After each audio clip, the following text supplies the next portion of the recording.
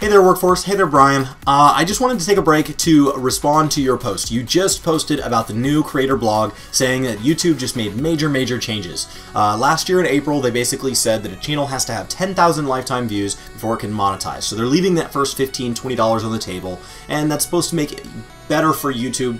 They're going to do a better job running the platform in exchange. And so we're all going to make this small investment as the little guy. Many of us were already over it. For the ones that have an opinion, and then future people can deal with that problem. Well, now that's been upped to 4,000 hours over the last 12 months and over 1,000 subscribers.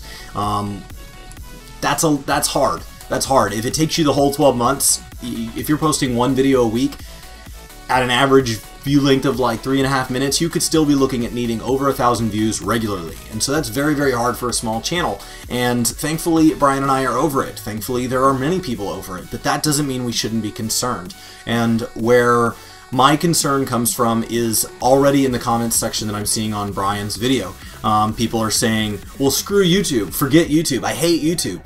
And that's a big scary thing. We have a handful of people who over 2017 made some decisions that got a lot of public attention and were very negative for the platform, right? And YouTube Kids is under some fire where it's not just one or two creators, it's a trend of videos that are now getting public attention outside of the platform that's very negative, and that hurts all of us. It hurts YouTube's ability to go get advertisers. It gives us bad reputations, and instead of being known, as Matt Pat said, instead of being known for cat videos, we're now known as a place where, you know, teenagers can get a hold of a camera and go be dicks. And I don't think that's an exact quote, but it's basically what he said. If you haven't seen Matt Pat's videos over in Game Theory, he's done a wonderful job covering kind of what is going on in recent YouTube drama, as well as stuff on loot boxes. So he's on fire over there. And so what my concern is what this means for the platform as a whole. A platform like this thrives on innovation. It's the reason the cable television networks are struggling, is because it takes a large investment to get into them. So if they are no longer having their hand on kind of the pulse of what we want as consumers, it's very hard for them to steer boats that big, and there's no innovation taking place where a new network is popping up that can quickly replace them or teach them, hey, here's what I'm changing, you change it or you get out of the way. And YouTube does have that.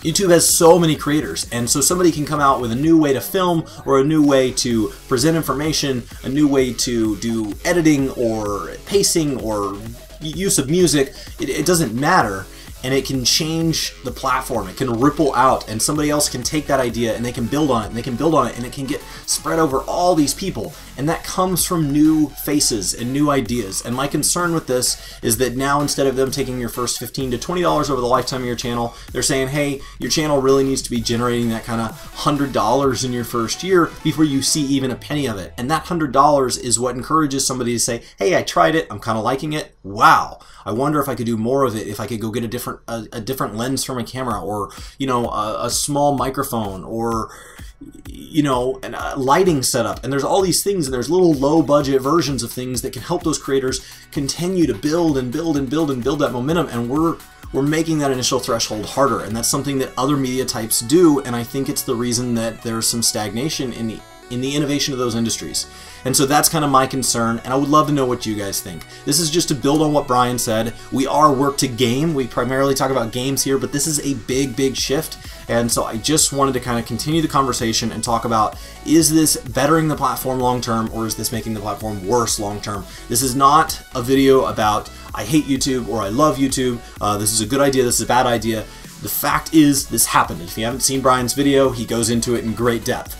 But this is a video about what does this mean for the rest of us. If somebody out there makes a new type of video that gets shared and it brings 1,000 new people to the platform, and one of them becomes a new Work to Game subscriber, and definitely welcome to all you new guys here, that's awesome. And now you're saying, no, I don't want that guy over there, even though that benefits me. YouTube is not a competition. This is one big pie, and even though not all creators are my taste, it's good for all of us that there's success everywhere. And so I'm disappointed to see YouTube do something that could possibly, in my opinion, get in the way of that. Would love to know what you guys think. My name's Chris with Work to Game. Hope you guys are having a fantastic week, and I'll talk to you next time.